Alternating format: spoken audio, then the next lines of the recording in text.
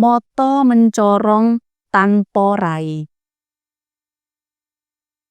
Makhluk gaib iku pancen ana, lan alam gaib pancen dicipta dening Kang Murbeng dumadi. Lelakon kang ana sesambungane karo jagading lelembut iki dialami dening penulis dhewe wektu isih sekolah ana SMP. Nalika kuwi penulis nandhang lara kang kelebu suwe, sebab nganti kurang luwih 4 sasi ora mlebu nampa pelajaran sekolah. Kahanan kang dialami iku cetha ngeglo ana ngarepku, nanging bapak ibuku ora pirsa. Malah wektu kuwi aku dikira panas dhuwur lan dleming. Nanging saktemene aku weruh wewujudan kang aneh ing dhuwur kamarku. Sinar padhang kaya cumlorote senter, nanging kok tansaya cedhak saka rumangsaku. Aku girap-girap wedi, banjur ngruket ibuku, nanging ibuku nglipur lan ngelus-elus rambutku karo disikep ana dadane. Wewujudan kuwi durung gelem lunga, malah tambah mencorong nyawang aku.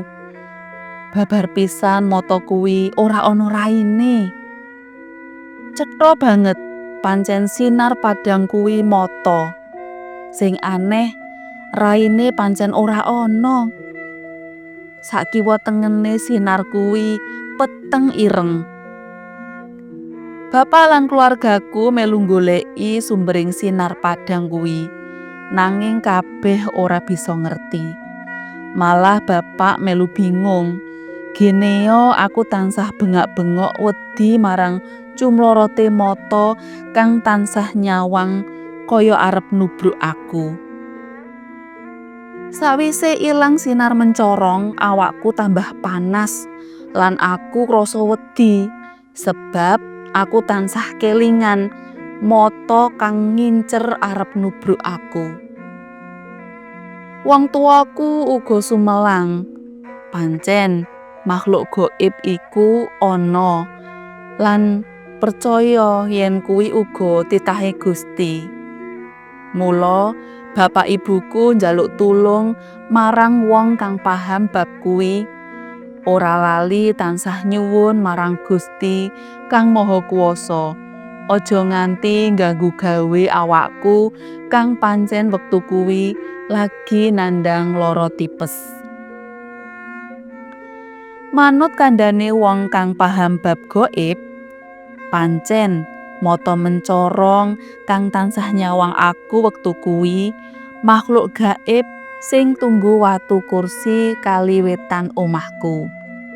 Nanging dheweke ora arep nyilakani, amung kepengin ngerti kahananku wae.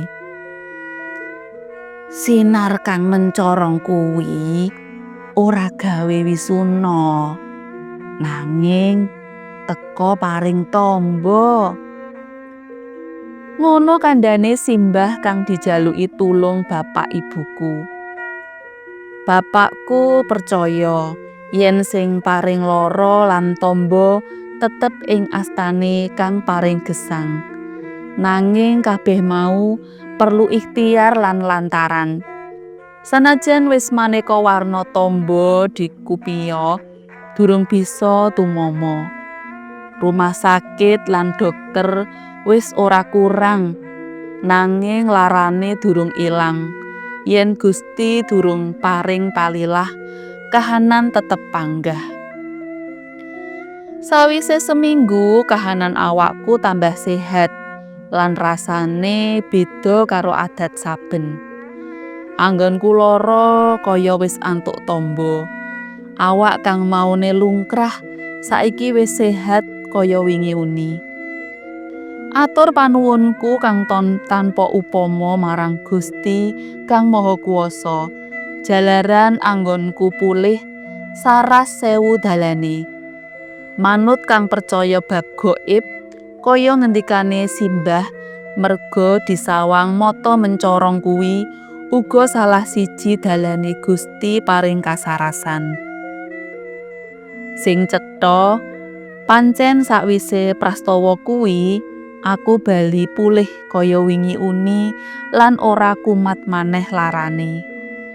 Gusti kang Maha Welas Asih pancen paring dalan maneka warna carane. Sewu mergane yen wis pancen pestine. Rasa syukur kang tanpa upama diaturake keluargaku marang Gusti kang Maha Kuwasa.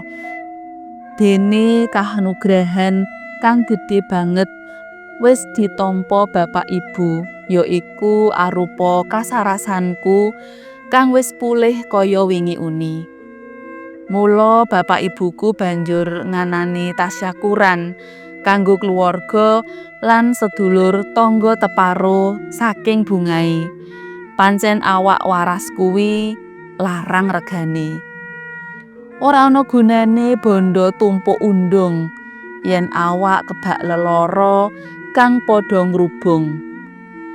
Saka pengalaman kang dialami penulis iki, pancen kasarasan dadi nomor 1. Monggo para maos arep percaya apa ora marang kahanan gaib kang dialami iki. Nanging kahanan kuwi dudu pengalaman kang ngayawara, pancen nyata lan apa anane. Sumangga anggone nampa.